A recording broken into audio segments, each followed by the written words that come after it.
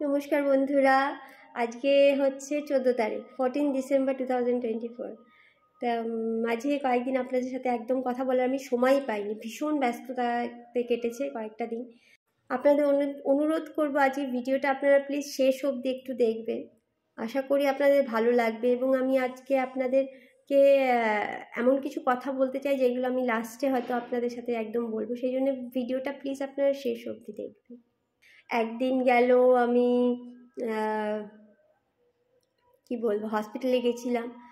আমার একটি ভ্যাকসিন নেওয়ার ছিল, সেই ভ্যাকসিন মানে অ্যান্টি র্যাবিস ভ্যাকসিনের একটা কোর্স করছি আমি, সেটার জন্য গেছিলাম। আরেকদিন আমার একটা গানের ছোটো মতো প্রোগ্রাম ছিল, তো সেখানে গেছিলাম।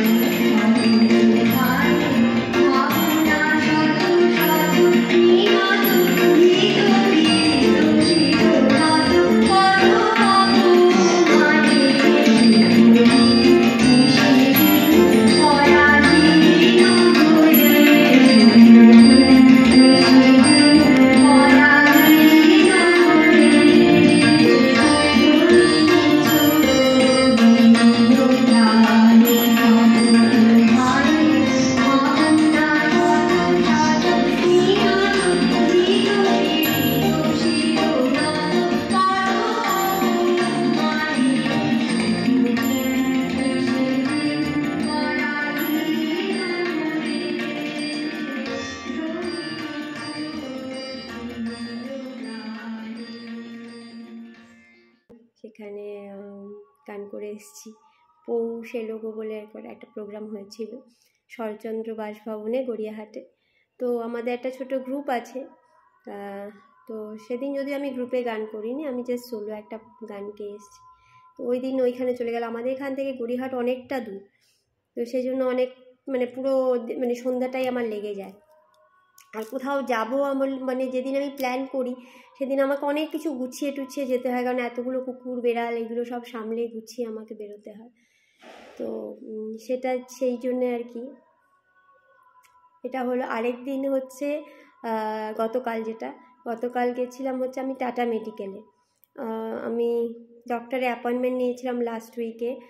গতকাল ডাক্তার দেখানো ছিল, তো উনি দেখে ওটাই বললেন যে আগে পেট সিটি স্ক্যানটা করুন।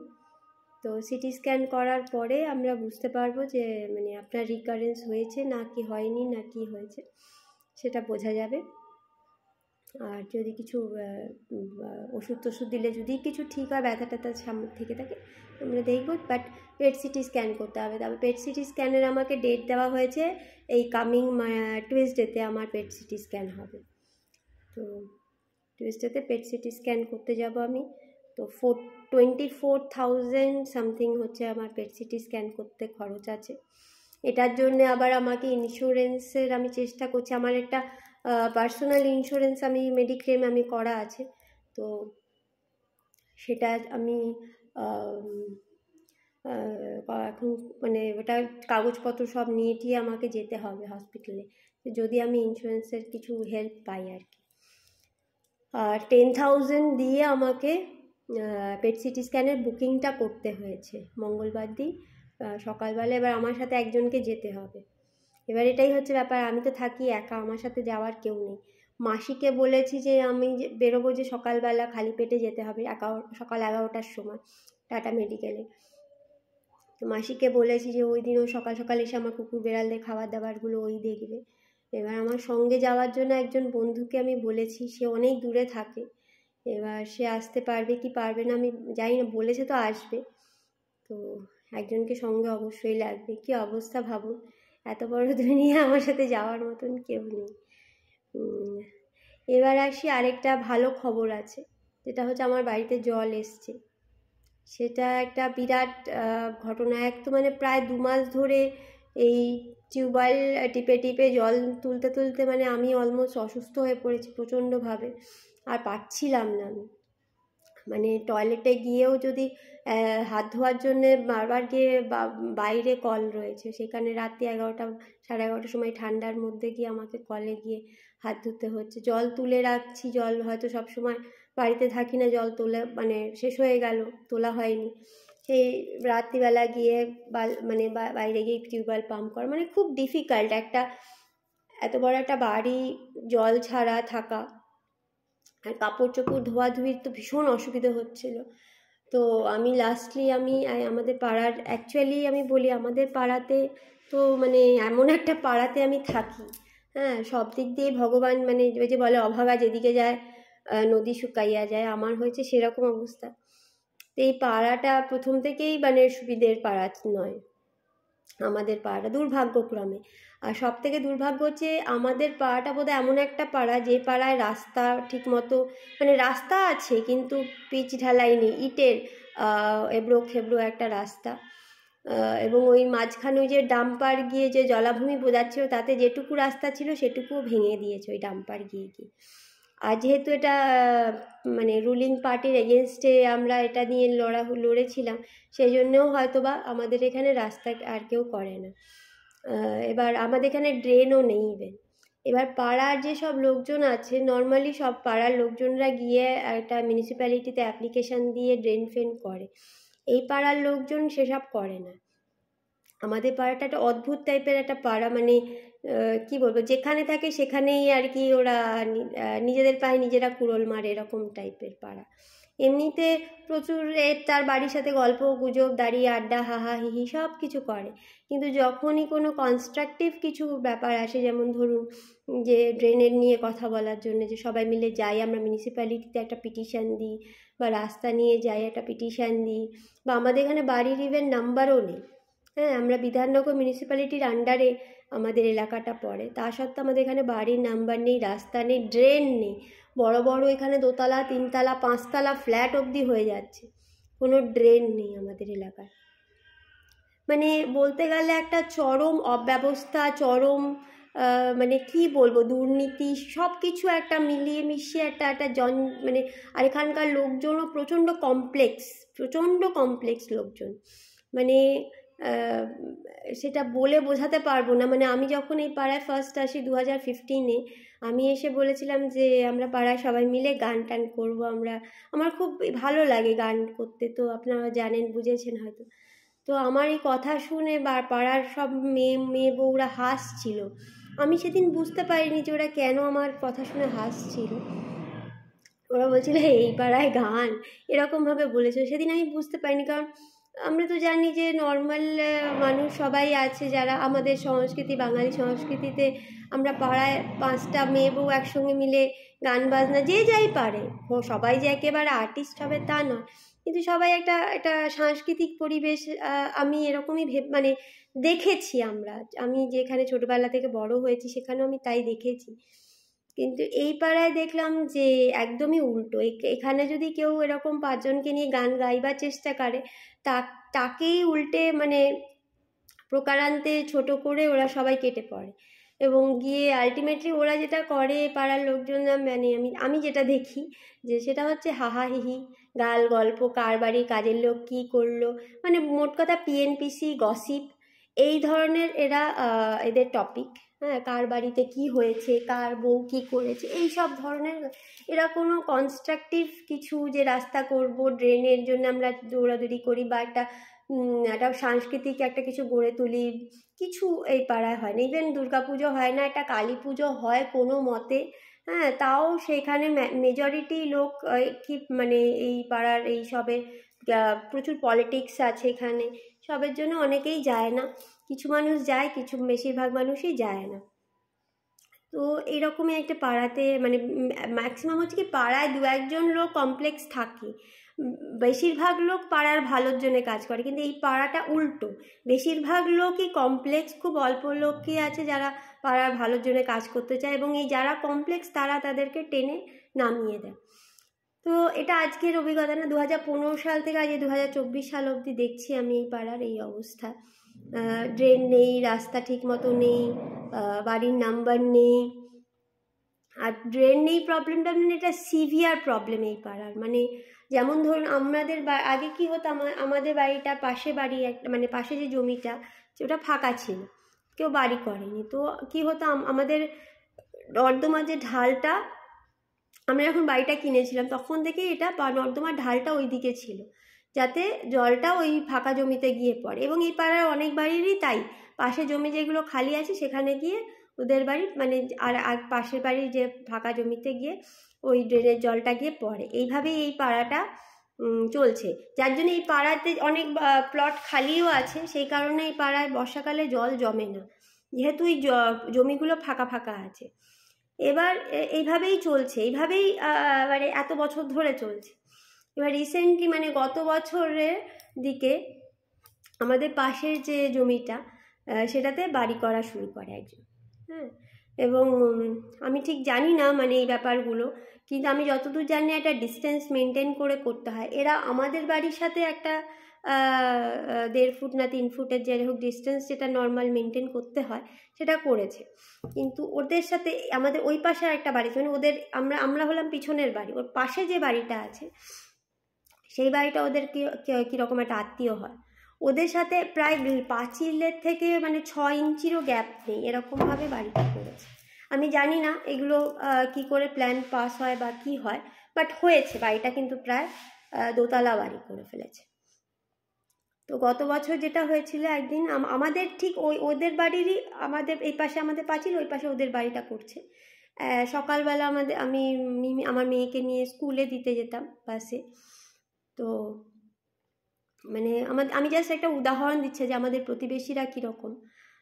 আমি এর আগে কোনোদিন কারোর সাথে আমার কিন্তু এই পাড়ার কোনো গণ্ডগোল হয়নি, বাট লোকে একটু অদ্ভুতভাবে আমার সঙ্গে মানে মানে এই করতো, কারণ আমি যেহেতু কুকুর রাখি, আমি এই পিএনপিসির মধ্যে আমি থাকি না খুব একটা, আমি আমার গান বাজনা নিয়ে থাকতে ভালোবাসি, আর ওরা এসব পছন্দ করে না।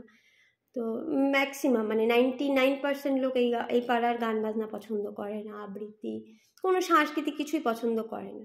ওরা ছাদে দাঁড়িয়ে একজন একজনের সাথে গল্প গুজব করতে পছন্দ করে, তো দ্যাটস ওয়াই ওরা আমাকে খুব একটা লাইক করে না। বাট কারোর সাথে আমার কোনো ঝগড়াঝাটি কিছু নেই, দেখলে হাসি ব্যাস, রাস্তায় এইটুকুই, হাই হ্যালো এইটুকুই।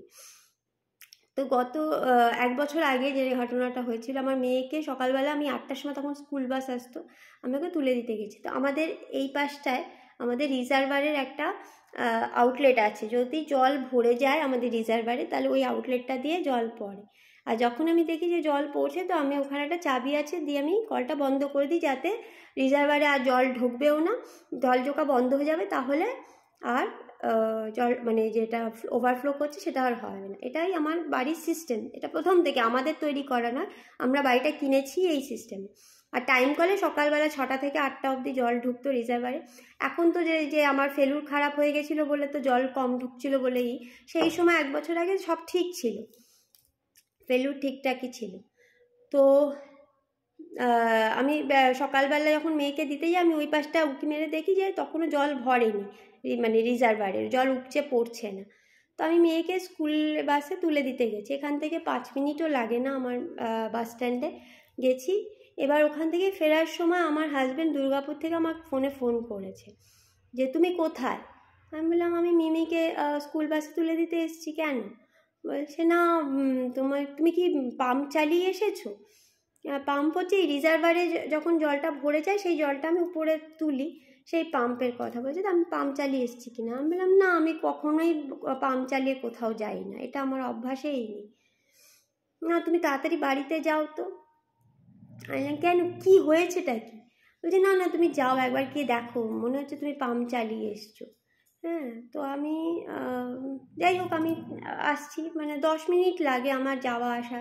আমি আবার ফিরে এসেছি, এখানে এসে আমার বাড়ির কাছে এসে দেখি এখানে যে ওই পাশের বাড়িটা তখন মানে কনস্ট্রাকশন হচ্ছে, ওই মিস্ত্রি ঠিকাদার যে, হ্যাঁ এখানকার সব টিএমসির লোকজনেরা, হ্যাঁ। তো এই ঠিকাদার, তারপরে পাশের এই বাড়ি, ওদের পাশে যে বাড়িটা আছে সেই বাড়ির লোক, সামনে বাড়ি, সবাই 3-4 জন চিৎকার করে বলছে ও ইচ্ছে করে করেছে, ও ইচ্ছে করে করেছে। আমি না বুঝতেই পারছি না এসে যে আমি করেছিটা কি। আমার জলে ভেসে যাচ্ছে, এখানে হয়েছে, সাংঘাতিক চিৎকার চেঁচামেচি একটা হয়ে গেছে। তখন আমি বুঝতে পারছি না ব্যাপারটা কি হয়েছে। হ্যাঁ, তো আমাকে বলছে আপনি পাম্প চালিয়ে গেছেন। ওখান থেকে একজন চিৎকার করছে, ওই আমাদের মোড়ের মাথার একটা বাড়ির লোক, আপনি পাম্প চালিয়ে গেছেন, ইচ্ছে করে পাম্প চালিয়ে গেছে। এসে আমি আমাদের বাইরে থেকে, বারান্দার বাইরে থেকেই দেখা যায় পাম্পের সুইচটা, আমি দেখে বলছি না পাম্প তো বন্ধ আছে, কোথায় পাম্প চলছে? ওরা নাকি ওইখান থেকে আওয়াজ পাচ্ছে আমার বাড়ির পাম্প চলছে। আমি বললাম না আমি তো দেখতেই পাচ্ছি পাম্পের সুইচ বন্ধ, আমি পাম্প চালিয়ে যাইনি, কি হয়েছেটাকে আমি তখনও বুঝতে পারছি না ব্যাপারটা হয়েছে কি, সবাই এত চেঁচামেচি করছে কেন। তো আর আমাদের এই পাশের বাড়ি যে আছে ওটা ইচ্ছে করে করেছে, ও ইচ্ছে করে করেছে। হ্যাঁ, আর যে ঠিকাদার টিএমসির লোকটা সে বলছে আমি পাম্প দিয়ে তোর বাড়ি জলে ভাসিয়ে দেবো, তুই তো গাড়িতে নেমে এসেছে। হ্যাঁ, মানে আমি সত্যি কথা বলতে এই কালচারের সাথে একদমই অভ্যস্ত নই। এখানে যা মানুষের ভাষা বা আমাদের এখন পশ্চিমবঙ্গের এই মানে আমাদের এখন মানে সমাজের সংস্কৃতি ভাষা খুব মানে কি বলবো, তুই তো গাড়িতে বলছে জল দিয়ে ভাসিয়ে দেবো এই সে। আমি তখন বললাম আপনারা আমাকে বলবেন হয়েছেটা কি, কি হয়েছে? আমি তো ভাবছি উপর থেকে আমার ট্যাঙ্কও উপরে যাচ্ছে আছে, ঠিকই আছে কি, আমি ভাবছি ট্যাঙ্ক ভেঙে টেঙে পড়ে গেল নাকি কারোর বাড়িতে, কি হয়েছেটা কি? তারপরে আমি যেটা বুঝলাম ওদের কথাবার্তায় ধীরে ধীরে বুঝলাম যে আমি যে বেরিয়ে গেছি সেই সময় আমার রিজার্ভারটা ওভারফ্লো করেছে। ওভারফ্লো করে ওই জলটা বেরিয়ে এবার ড্রেন দিয়ে, যেহেতু আমাদের ড্রেন নেই, এবার ওদের বাড়ির ওইদিকে ঢাল, হ্যাঁ, এবার ওই ঢাল দিয়ে ওদের বাড়িতে মানে ওদের ওই জমিতে গিয়ে ঢুকেছে। আর যেহেতু ওরা তখন বাড়ি করছে, এবার ওই জলটা যেহেতু ঢুকেছে ওরা ওইটা নিয়ে চিৎকার চেঁচামেচি করেছে। এবং 3-4টে বাড়ি মিলে একসাথে, এবার আমার হাজব্যান্ডের কাছে ফোন চলে গেছে, এই হয়েছে। এবং এই সবটা ঘটনা জাস্ট 10 মিনিট, জাস্ট আমার যাওয়া আসার মধ্যে 10 মিনিটের ব্যাপার। হ্যাঁ, যে ওরা এই 10 মিনিট ওয়েট করতে পারে, 10 মিনিট জলটা পড়ছে ঠিক আছে, এবং বাইরেই চাবি রয়েছে, ওরা এসে আবার চাবিটা বন্ধও করে দিয়েছে। ইনফ্যাক্ট আমার বাড়িতে ঢুকে ওই ঠিকাদারটা এসে চাবিটা বন্ধ করে দিয়েছে যাতে আর জল না ঢুকতে মানে না ঢোকে আর ওভারফ্লো না হয়। ওভারফ্লো আস্তে আস্তে যেটা মুখের জলটা বেরিয়ে গিয়ে বন্ধ হয়ে যাচ্ছে। কিন্তু এই ঘটনাটা জাস্ট 10 মিনিট ওভারফ্লো হওয়ার দরুন এই পাড়ার এতগুলো মানুষ একজোট হয়ে এত চিৎকার চেঁচামেচি হই হুল্লোড়, আমি নাকি ইচ্ছে করে জলে ওদের সব ভাসিয়ে দিয়েছি এইসব বলছে টলছে। আমি যখন সবটা বুঝলাম তখন আমি ওদের বললাম যে আপনারা আমার পেছনে যে এফোর্টটা দিচ্ছেন, যে এফোর্টটা এখন দিলেন, এই এফোর্টটা যদি আপনারা মিউনিসিপ্যালিটিতে গিয়ে একটা লেটার লিখতেন যে এই পাড়ায় যেন ড্রেনের ব্যবস্থা হয়, আমরা সবাই সেটা চাই। এই পাড়ায় মানে প্রায় মানে ওই দিকটা মিশিয়ে করলে প্রায় 30-40টা ফ্যামিলি আছে। তো এতগুলো ফ্যামিলি মিলে যদি গিয়ে বলা হতো যে আমার এই যে এফোর্টটা ওরা আমার পেছনে দিল, একটুখানি জল ওভারফ্লো হয়েছে এবং যেদিকে এত বছর ধরে করা ছিল ঢাল, সেই ঢালে গেছে, ওরা মাটি দিয়ে তারপর ওই জায়গাটা বন্ধ করে দিয়েছে, তাতে আর জলটা যেতে পারলো না। এবার আমার বাড়ির জলটা কোথায় যাবে? ঢাল তো ওই দিকে ছিল, এবার আর যেতে পারলো না। আমরা কি করলাম, ওই রাস্তার ওখানে খানিকটা জায়গা একটুখানি গর্ত খুঁড়ে নিয়েছি যাতে ওইখানে জলটা জমে থাকে, কারণ যাওয়ার আর কোনো রাস্তা নেই। এবার জলটা জমে আলটিমেটলি আমাদেরই বাড়ির নিচে ঢুকবে বা কিছু হবে, যেটা কি বলবো মানে ওয়াটারের যে বিহেভিয়ারের নিয়মে সেটাই হবে, মানে ড্রেন নেই কোনো।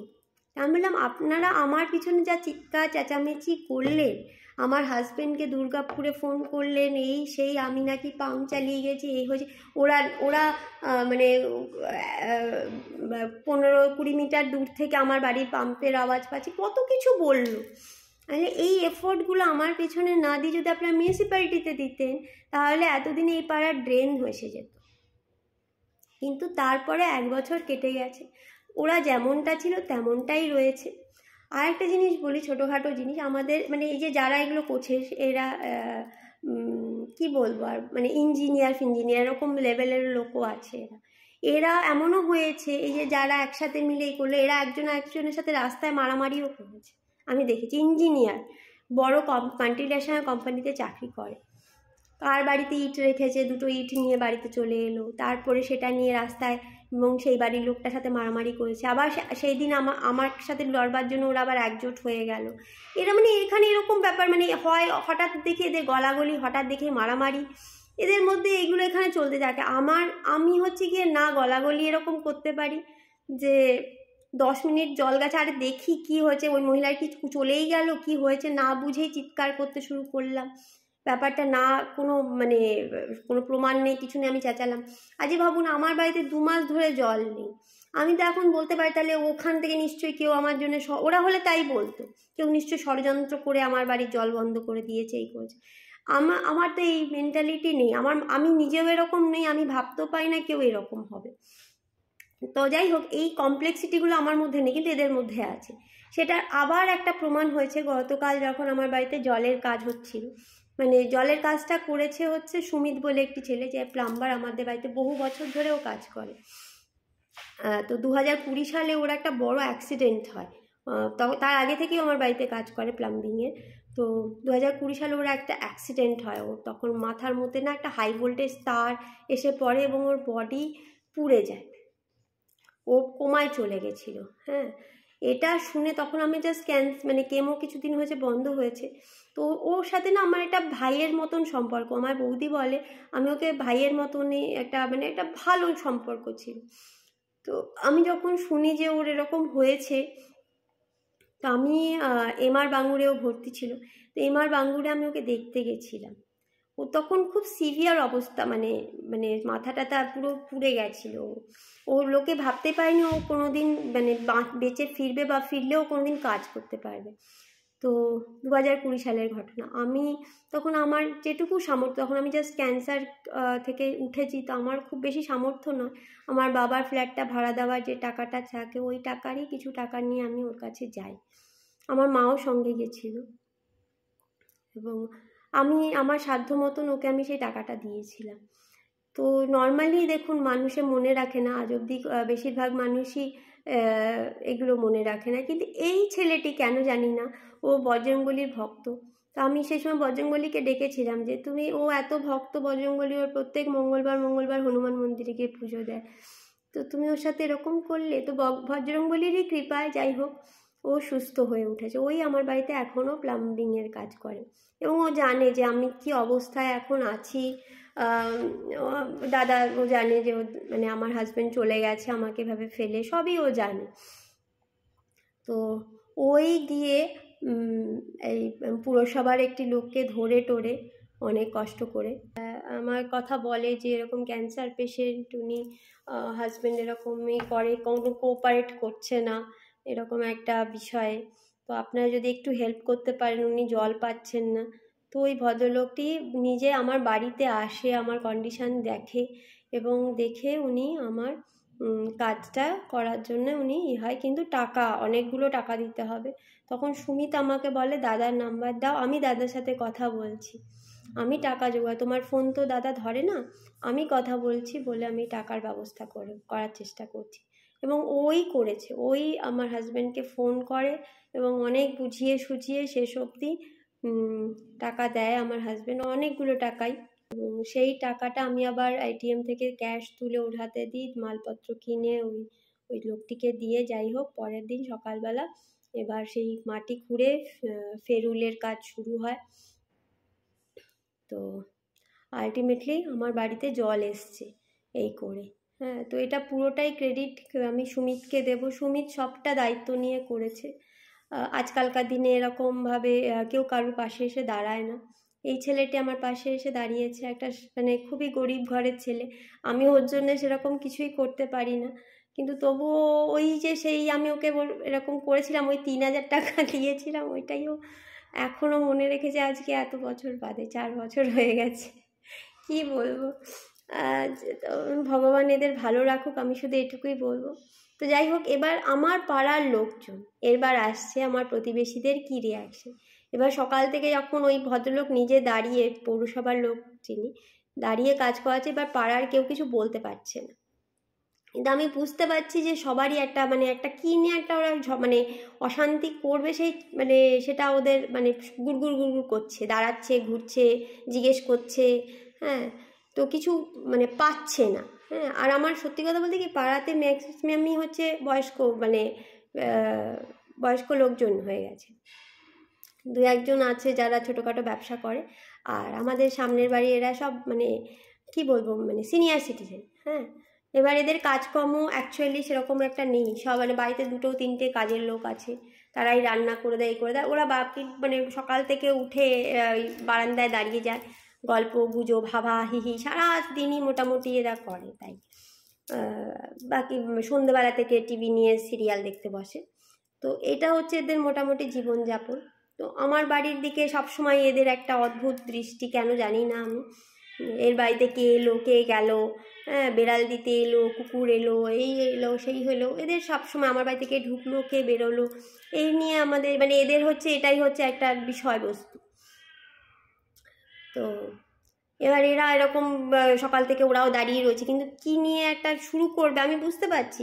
এবার যখন কাজটা হয়েও গেছে, মাটি ফাটি ওরা চাপা দিয়ে দিয়েছে, ফেরুলের কাজ হয়ে গেছে, তো তখন এটা নিয়ে বলছে এই ভালো করে চাপা দাও, এই করে চাপা দাও। এবার ওরা বলছে প্লাস্টিকের পাইপ দিয়েছি আমরা, এরকম এখন চাপা দিতে পারবো না, তো আস্তে আস্তে হয়ে যাবে। যখন এমনিতেও রাস্তার অবস্থা খুবই খারাপ, তো আস্তে আস্তে ঠিক হয়ে যাবে। আর না একটুখানি করে দাও, একটুখানি, ওরা ওদের কথা এক কথা বলতেই থাকে। ওরা কোনোভাবেই কারোর কথা শোনে না, ওরা যেটা বললো সেটাই ওরা করিয়েই ছাড়ে। তো তাই করালো, ওদের সময়ও আছে, ধৈর্য, মানে এইগুলো এই কাজ ঠিক আছে করালো। আমি এ নিয়ে কিছুই করিনি। এরপরে কি হয়েছে যে আমার কালকে টাটা মেডিকেলে যাওয়ার ছিল, তো আমি চান টান করে পুজো ফুল তুলছি এরকম সময়। আর ওই সুমিত যে ও আমাকে বললো কি বৌদি এবার তো জল এসে যাচ্ছে, তখন 11টা বাজে, মানে আর আধ ঘন্টা বাদে জল আসা শুরু হবে, 11:30 থেকে জল আসে টাইম কলে, আমার রিজার্ভার ভরবে আর কি, নতুন লাইন হয়েছে আমার। তো আমি কি করি, কয়েকটা অ্যাসিডের বোতল নিয়ে আসি, আমাদের তো পুরো আয়রনে একদম পুরো রিজার্ভার ট্যাঙ্কের অবস্থা খুব খারাপ। তো আমি উপরের ট্যাঙ্কটা পরিষ্কার করে দিই, তারপরে তাহলে তুমি পাম্প দিয়ে জল তুলো। জানলাম ঠিক আছে। তোকে আমি আবার 200-300 টাকাও দিলাম যে অ্যাসিড ফ্যাসিড কিনে নিয়ে আসার জন্য। তা আমি এদিকে চান টান করে পুজোর ফুল তুলতে গেছি, ফুল তুলে আমি সামনের দিকে এসেছি, বাড়ির পেছন থেকে ফুল তুলে এবার সামনের দিকে এসেছি, এসে দেখি সুমিতের সাথে আমার পাড়ার এদিকে 3-4টে বাড়ি, আমাদের সামনের বাড়ি, সবাই চিৎকার চেঁচামেচি করছে। আবার আমার সেই একই অবস্থা। আমি সুমিতকে বললাম সুমিত কি হয়েছে, কেন কি, ও বলছে না না আরে আমি হয়ে গেছি, আমাকে কন্ট্রাক্টর এই বলছে সেই বলছে। আমি বুঝতে পারছি না চেঁচামেচির কারণটা কি, এখানে পাড়ায় কথায় কথায় এরকম চেঁচামেচি শুরু হয়ে যায়, কি হয়েছেটা কি। লাস্টে যেটা বুঝলাম যে এর মধ্যে আবার দেখি আমাদের সামনের বাড়ির যে কাজের বউটা আছে, সামনের বাড়িতে কাজ করে বউটা, সে আবার ও মা জল এসে গেছে জল এসে গেছে জল এসে গেছে, আচ্ছা বাদ দাও বাদ দাও। তখন আমি বললাম যে মানে কি হয়েছিল সুমিত, বলছে আরে ওরা বলছে আমরা নাকি যেই জলের কাজ করেছি তোমার বাড়িতে জল দিয়েছি, ওদের সবার নাকি জল আসা বন্ধ হয়ে গেছে। আমি বললাম এদের কথা তুমি কেন গুরুত্ব দিচ্ছ, এরা তো এরকমই ভাবে, এরা সবসময় নিজেরা ষড়যন্ত্রী, এরাও সবসময় আমার মাথায় তো এত 2 মাস ধরে জল নেই, আমার মাথায় কিন্তু এই ষড়যন্ত্র মাথায় আসে যে আমার বাড়িতে কেউ জল বন্ধ করে ষড়যন্ত্র করে এদের 10 মিনিট দেরিতে জল এসছে, সেদিন হয়তো হতে পারে 11:30 জায়গায় 11:40 জল এসছে, এই 10 মিনিটে এদের মনে হয়ে গেছে যে আমি আমার বাড়িতে জল আনার জন্য সারা পাড়ার জল, সবার বাড়ির জল আমি নাকি বন্ধ করে দিয়েছি। এবং সেইটা নিয়ে সুমিতকে ওরা এত কথা শুনিয়েছে, এই আমি বাড়ির পেছনে ফুল তুলছিলাম, তুলতে তুলতে সামনে আস্তে আস্তে সুমিত সেই কন্ট্রাক্টর মানে যে ভদ্রলোক এসে দাঁড়িয়ে পুরসভায় কাজ করছে তাকে অব্দি ফোন লাগিয়ে দিয়েছে, এবং এটা বলতে বলতে জল এসে গেছে। মানে এদের মধ্যে এইটুকু ধৈর্য নেই যে হতে পারে আজকে জল একটু দেরিতে এসে দেখি একটু ওয়েট করি, যদি 1 ঘন্টা জল এলো না তখন আমি না হয় বলতে পারি যে এই তোমরা কি কাজ করেছো, তাহলে একটা এরকম কিছু হতে পারে। ইভেন ওখানে দাঁড়িয়ে চিৎকার করছে কয়েকজন যে আমরা আমাদের এখানকার যে কাউন্সিলরকে ফোন করব, এই করব সেই করব। তখন আমি একটুখানি বলেছি যে আপনাদের কাউন্সিলর যদি এতই আপনাদের কথা শুনতো তাহলে আপনারা কেন রাস্তা ড্রেন এগুলোর জন্য আপনারা যাচ্ছেন না, হ্যাঁ, খালি আমার বিরুদ্ধে নালিশ করার জন্যই কাউন্সিলর শোনার জন্য বসে আছে। হ্যাঁ, আপনারা এত কাউন্সিলর যদি আপনার পকেটে থাকে তাহলে আপনারা কেন এত বছরে রাস্তায় এই পাড়ায় একটা ড্রেন করতে পারলেন না, কারুর ড্রেন নেই, 2তলা 3তলা সব বাড়ি আছে, একটা ড্রেন নেই, এরকম অবস্থায় পাড়ার। এবার এইগুলো আমি বলে ফেলি বলে মানে এই পাড়া কারুর সাথে আমারই হয় না, কারণ এদের মতন আমি নই, আমি গান করি, আমি গানের প্রোগ্রামে যাই, আমি কুকুরদের দেখাশোনা করি, আমি আমার মতন একটা ক্রেশ চালাই। এরা যদি গান বাজনা করতো, সুস্থ স্বাভাবিকভাবে এরা চলতো, আমিও হয়তো এদের সাথে, আমি জানি না আমি এখন এই পাড়াটা যে মেজরিটি এরা এরকম, আমি আবার সেই মাইনরিটিতেই পড়ি, যে আমি মনে করি যে আমি যেটা করছি এটাই স্বাভাবিক, যে আমার পাড়ার 5টা লোক মিলে গিয়ে এটা বলা, এত বড় বড় 2তলা 3তলা 5তলা বাড়ি হয়ে যাচ্ছে, ড্রেন নেই পাড়ায়, রাস্তা নেই পাড়ায়, বাড়ির নাম্বার নেই, আমাদেরকে বলতে হয় অমুক সাদা বাড়িটার পাশ দিয়ে, অমুক বাড়িটার পাশ দিয়ে, তমুক গলিতে ঢুকে, ডান দিকে ঢুকে, বাদিকে, এইভাবে আমাদের ইনস্ট্রাকশন দিতে একটা চিঠি অবধি এলে। আমরা মিউনিসিপ্যালিটি এরিয়াতে থাকি, বিধাননগর মিউনিসিপ্যালিটি, কলকাতাতে থাকি আমি। তো এই পাড়ার লোকজনদের কোনো হুঁশই নেই, আর অথচ এইরকম ছোট ছোট বিষয় নিয়ে এরা কথায় কথায়, কেন জানি না আমি এদের কি ক্ষতি করেছি। আমি তো জানি এদের কারোর সাথে, আমি আমার বাড়ির জলের চেষ্টা করেছি, কারোর যদি 10 মিনিট জল বাদে সেদিন কালকে জল এসে থাকে, সেইটা নিয়ে এরা অশান্তি শুরু করে দিয়েছে।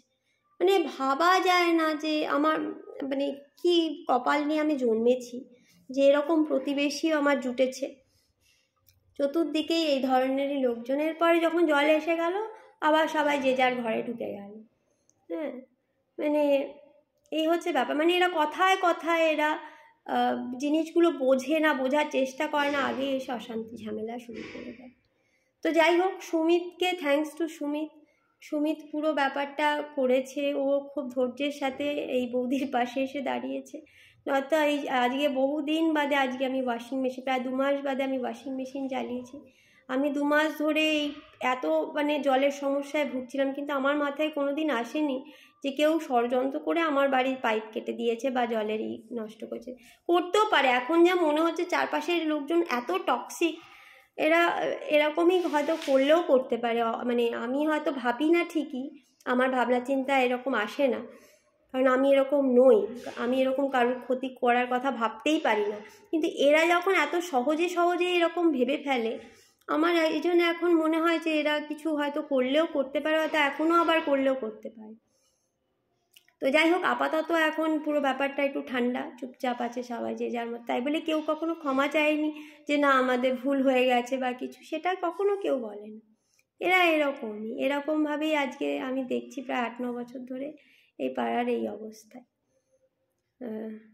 তো এই হলো ব্যাপার। তো আমার বাড়িতে জল এসছে, এই হচ্ছে। আর টাটা মেডিকেলে গেছিলাম গতকাল, ওখান থেকে আমার ডক্টর লিখে দিয়েছে পেট সিটি স্ক্যানের জন্য। তো মঙ্গলবার মানে কামিং টুইসডেতে আমার পেট সিটি স্ক্যান আছে 17 তারিখে, সকালবেলা খালি পেটে যেতে হবে, একজন লোক নিয়ে যেতে বলেছে। আর লোকের জন্য আমাকে আমার এক বন্ধুকে বলেছি, দেখি সে যদি আসতে পারে। আর মাসিকে সকালবেলা বলবো, আমি তো থাকবো না, আমার কুকুর বেড়ালগুলোকে সব খাবার দিতে। এখন ক্রেশেরও কিছু বেড়াল এসছে, এখন ডিসেম্বর মাস, এটা তো অনেকে বেড়াতে গেছে, কাজেই অনেক বেড়ালই আমার ক্রেশেতে এখন এসছে। তো এই জন্য এদের দেখাশোনার জন্য সকাল থেকে মাসিকে বলা আছে যে মাসি আসবে মঙ্গলবার দিন, আমি যাব পেট সিটি স্ক্যান করতে। প্রায় 24,000 সামথিং লাগবে। তো 10,000 টাকা অ্যাডভান্স পেমেন্ট করতে হয়েছে। এটা ওই ক্রেশের থেকেই যা টাকা পেয়েছি এই মাসে। এই আমাদের তো ক্রেশ বলতে গেলে একটু সিজনাল, যে ডিসেম্বর মাসে লোকে বেড়াতে যায়, পুজোর মাসে বেড়াতে যায়, সেই মাসগুলোতে একটু ইনকামটা ভালো হয়। আর বাকি মাসে যখন অত কম, মানে লোকজন অত যায় না বেড়াতে, তখন আমাদের ইনকাম কমে যায় অনেকটা, সেই রকম। এই মাসে যা ইনকাম করব সবটাই মনে হয় ওই পেট সিটি স্ক্যানে চলে যাবে। তো আমার একটা ইন্স্যুরেন্স আছে, মেডিক্লেম আছে, তো আমি ওটারও কাগজপত্র নিয়ে এবারে যাব। আমি যেদিন সিটি স্ক্যান করাতে যাব হসপিটালে, তো যদি মেডিক্লেম থেকে কিছু টাকা পাই আমার সিটি স্ক্যানের জন্য। তো এই হলো আপডেট, আর কি বলবো, লাইফ আমার এরকমই চলছে। এই এলাকাটায় মানে কি বলবো, একটা ভালো জিনিসও আরেকটা হয়েছে। আমাদের একটা নিউ টাউনের সঙ্গে একটা রাস্তা জয়েন করার কথা ছিল, মানে অনেক বছর ধরে আমরা এখানে বাড়ি কেনার আগে থেকেই শুনছিলাম। একটা বাড়ি মাঝখানে পড়ে গেছিলো, ওই রাস্তাটা হবে যে একটা বাড়ি পড়ে গেছিলো, এবার সেইটা নিয়ে কেস চলছিল বহু বছর আদালতে। তো লাস্টলি একটা 6 লেন, ভাবুন একটা 6 লেন একটা বাড়ির জন্য আমি দেখছি আজকে 9 বছর ধরে আটকে ছিল। তো ওটা ফাইনালি জয়েন হয়েছে। হ্যাঁ, তো আমাদের এখান থেকে একটা যাতায়াতের একটা খুব ভালো ব্যবস্থা হচ্ছে, যে নিউ টাউনে আগে আমাদের অনেক ঘুরে টুরে যেতে হতো। নিউ টাউনের কাছেই আমরা থাকি, তো নিউ টাউন সিটি সেন্টার 2 এর পেছন দিকটাতে আমরা থাকি। তো এই রাস্তাটা হওয়াতে আমাদের বাড়ি থেকে খুব মানে হেল্প হবে যে নিউ টাউনে যাওয়া। এটা আমি খুব হ্যাপি, যে আমি তো ভাবতেই পারিনি যে আমি দেখে যেতে পারবো, এই রাস্তাটা হয়েছে, তো সেটা হয়েছে। এটা একটা একটা মানে উন্নতি, আমি মনে করি যে হ্যাঁ, একটা এলাকার উন্নতি হওয়া দরকার, পশ্চিমবঙ্গের উন্নতি হোক সেটাই চাই।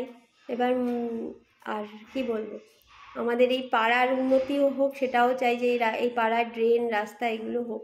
এই পাড়ায় মানে কি বলবো, প্রচুর ইলিগাল কনস্ট্রাকশনস আছে, ঠিক মতন মানে ডিস্টেন্স মেনটেন না করে বাড়ি করা, এগুলো এখন প্রচুর হচ্ছে এই পাড়াতে।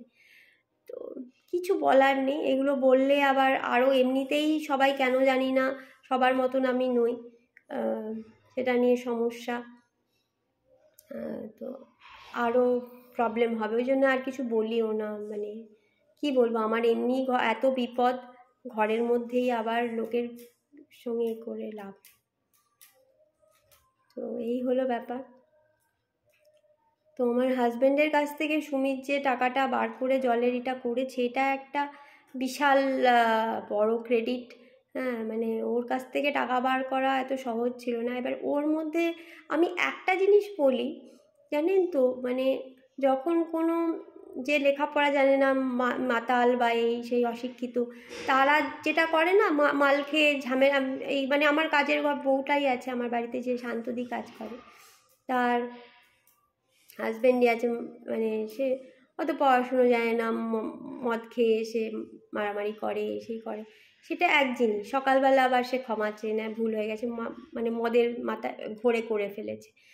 কিন্তু যারা মাথা ঠিক রেখে সুস্থ মস্তিষ্কে ষড়যন্ত্র করে, তারা অনেক বেশি ভয়ঙ্কর, এবং তারা যদি শিক্ষিত হয় তাহলে আরও ভয়ঙ্কর। কারণ আমি কেন বলছি এই কথাটা, আজকে দেখুন 9 বছর হয়ে গেল এই বাড়িটা আমরা কিনেছি, অথচ আমার হাজব্যান্ড এই বাড়ির কোনো ট্যাক্স পে করেন, মিউনিসিপ্যালিটিতে ইভেন নামটা অবধি চেঞ্জ করেনি। আগে যে লোকটার নামে এই বাড়িটা ছিল সেই নামেই এই বাড়িটা রয়ে গেছে। হ্যাঁ, আমি যতবারই এটা নিয়ে, যে জলের এটা এত যে সমস্যা হচ্ছে, তার এই কারণটাই এটা, যেহেতু এই নামটা ট্রান্সফার করেনি। এবার এই বাড়িটা যেহেতু আমাদের দুজনের নামে, প্লাস ট্যাক্স দিতে হবে, টাকার পয়সার ব্যাপার আছে, আমি একা এটা করতে পারবো না, আমার কাছে টাকা পয়সা নেই, আর আমার একার নামেও এই বাড়িটা নয়। সো এই কারণে আমি এই কাজটা আমি করতে এত প্রবলেম হচ্ছে। এনিহাউ যাই হোক, সুমিত করেছে, কিন্তু তাও ও এলো না, ও বাড়ির নামটা কিছুতেই চেঞ্জ করলো না মিউনিসিপ্যালিটি। তো আমার হাজব্যান্ডকে আমি আগে এগুলো নিয়ে কোনোদিন ভাবিনি, কিন্তু এখন ওকে এত বছর দেখার পরে, ও যা কাণ্ডকীর্তি করছে দেখার পরে, এখন আমার মনে হচ্ছে যে ওর এটার পেছনেও নিশ্চয়ই কিছু ওর চিন্তাভাবনা আছে, কিছু একটা ও ভেবে চিনতে রেখেছে। কেন নামটা এখন যদি ও যায় মিউনিসিপ্যালিটিতে, আমাদের দুজনের নামেই এই বাড়িটা কিন্তু ট্রান্সফার হবে, ওই আগের লোকটা যার ছিল তার থেকে আমাদের টাকা পয়সাও দিতে হবে, প্লাস এই নামটা দুজনের নামেই ট্রান্সফার হবে, দুজনকেই সাইন করতে হবে, যেহেতু বাড়িটা আমাদের দুজনের নামে। কিন্তু ও সেটা করছে না, ও মিউনিসিপ্যালিটিতে যাচ্ছে না, ও টাকা দিয়ে দিল, জলের এটা হয়ে গেল, কিন্তু ও কিন্তু নামটাও কিছুতেই চেঞ্জ করছে। কেন করছে না, মানে ওর কোনো একটা প্ল্যান বা কিছু চিন্তা ভাবনা তো নিশ্চয়ই আছে। হ্যাঁ, মানে সেটা হয়তো আমার কল্পনাতেও আসবে না, এত প্যাচ খোঁজ আমার নেই, আমি বুঝতে পারি না সত্যি সত্যি যে কী প্ল্যান ও করেছে, কিন্তু কিছু নিশ্চয়ই প্ল্যান করেছে। মানে আগে যখন আমরা বাড়িটা কিনেছিলাম, তখন ও বলেছিল যে আমাদের একটা ফ্ল্যাট ও বিক্রি করে এই বাড়িটা কিনবে, কিন্তু যখন কেনা হলো দেখা গেল যে হোম লোন নিয়ে কিনেছে, যাতে আমার ওপর সবসময় একটা প্রেশার আছে। এই যে গণ্ডগোলটা হলো, পরবর্তীকালে আমি বুঝলাম এই হোম লোনটা কেন নিয়েছে, ও চাইলে ইজিলি একটা ফ্ল্যাট বিক্রি করে হোক ও কিন্তু কিনে নিতে পারত, কিন্তু ওটা সেটা করলো না। বাড়িটা কেনার পরে বললো না, এটা হোম লোনেই চলুক, আমি মাসে মাসে হোম লোন পে করব। এটার পেছনে এটাই কারণ যে আমি যদি কোনো কারণে আজকে ও যে যা কাজকর্ম করছে, আজ যদি কোনো কারণে আমি ওর এগেনস্টে কোনো মামলা করি বা কিছু করি, তাহলে ওই হোম লোনটা দেওয়া বন্ধ করে দেবে। মাসে একটা বড় অ্যামাউন্ট আছে এই হোম লোনে, যেটা ও জানে আমি দিতে পারবো না। ও এই হোম লোনটা যদি দেওয়া বন্ধ করে দেয়, ব্যাংক এসে আমাকে বলবে তুমি বাড়ি থেকে উঠে যাও। এবার তখন আমি যদি একা হতাম, আমি আমার বাবার যে ফ্ল্যাটটা আছে আমি সেখানে চলে যেতে পারতাম, কিন্তু আমার 7টা কুকুর আছে, 2টো বেড়ালা আছে, তো আমি কি করে এদেরকে নিয়ে আমি কোথায় যাব? সো ও এই জন্যেই এই হোম লোনটা আমার মাথার উপর দিয়ে রেখেছে, চাপিয়ে রেখেছে, যে তুমি যদি আমার বিরুদ্ধে কোনো কিছু স্টেপ নাও তাহলে কিন্তু আমি লোনটা বন্ধ করে দেব। মানে এটা একটা মুখে বলেনি, কিন্তু এটা ও আমাকে অলওয়েজ, এটা আমার অদৃশ্য একটা প্রেশার, যে ও লোন বন্ধ করে দিলে আমি এই বাচ্চাগুলোকে নিয়ে রাস্তায় কোথায় গিয়ে দাঁড়াবো, আমার দাঁড়াবার জায়গা নেই। এবং ওর বাড়িটাও কেনা হয়েছিল, ও জানতো যে বাড়িতে আমি কুকুর একটা ফ্লোরে রাখবো, তো জানতো আমি রেস্কিউ করবো। এটা অ্যাকচুয়ালি বলতে গেলে একটা ফাঁদের মতো, আমি কুকুর রেস্কিউ করব, তারপরে ও যা খুশি করবে, যাতে এরপরে আমি ওর বিরুদ্ধে আর যেতে পারবো না, কারণ যেহেতু এই রেস্কিউ করা কুকুরগুলো আমার কাছে আছে।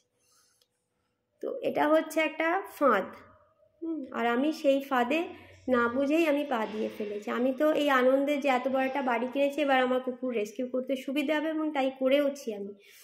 কারণ এনজিওগুলো ভালো কাজ করে না, এই না সেই না, এগুলো আমি কলকাতা শহরে ফেস করেছি, ও জানতো, যে সেই কারণে আমি নিজে হাতে আমি কুকুরদের বাঁচানোর চেষ্টা করব, এবং এটাতেই আমি ফাঁসবো।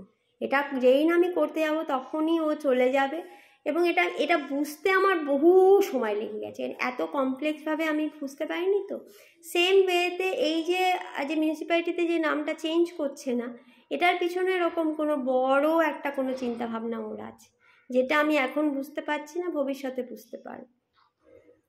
মানে আমার জীবন নিয়ে যদি কেউ মানে করে বই লেখে না, খুব, আমি লিখতে পারি না, পড়তে পারি, আমি ভালো মানে লেখা টেখা আমি ভালো নই, মানে রীতিমতো একটা মানুষের মানে এক একজনের যে চরিত্র আছে আমার লাইফে, আমি যাদেরকে আমি বলছি, আমার হাজব্যান্ড হোক, আমার প্রতিবেশী হোক, এদের যে চরিত্রগুলো, এগুলো নিয়ে এক রকমের মনোবিদরা রিসার্চ পেপার করে ফেলতে পারে, কি চিন্তা ভাবনা, কি ধরনের কমপ্লেক্স চিন্তা ভাবনা মানুষের মস্তিষ্কে থাকতে পারে। সো আজকের মতো এটুকুই থাক, অনেক কথা আজকে আপনাদের সাথে শেয়ার করলাম আমার জীবনে। ভালো থাকবেন, সুস্থ থাকবেন, আমার পাশে থাকবেন আপনারা। আর একজনকে আমি বিশেষ করে ধন্যবাদ দেব, আমরা সব দিদিভাইরা যারা আমাকে সাপোর্ট দিয়েছেন, তাদেরকে তো আমি অশেষ কৃতজ্ঞ তাদের প্রতি। তারা আমাকে এতটা সাপোর্ট দিয়েছেন বলে হয়তো বা কিছুটা হলেও আমি মানে ঘুরে দাঁড়ানোর চেষ্টা করছি। আমি তো মোটামুটি ব্রেকডাউনই হয়ে গেছিলাম, আমার মানে নার্ভ ফেলই করে ফেলেছিল মাঝখানে। তো যাই হোক, আর একজন দিদি আছেন, সমাজ বিউটি লাইফ বলে একজন দিদি আছেন, উনি আমার কে ভীষণ উৎসাহ দিয়েছেন। উনি আমার কে মানে মেন্টালি আমাকে খুব উৎসাহ দিয়েছেন, আমার চ্যানেলকে সাবস্ক্রাইব করার জন্য অনেককে বলেছেন, অনেকে হয়তো ওনার চ্যানেল দেখে আমার চ্যানেলে এসে সাবস্ক্রাইবও করেছেন। তো আপনাদের প্রতি আমি অশেষ কৃতজ্ঞ।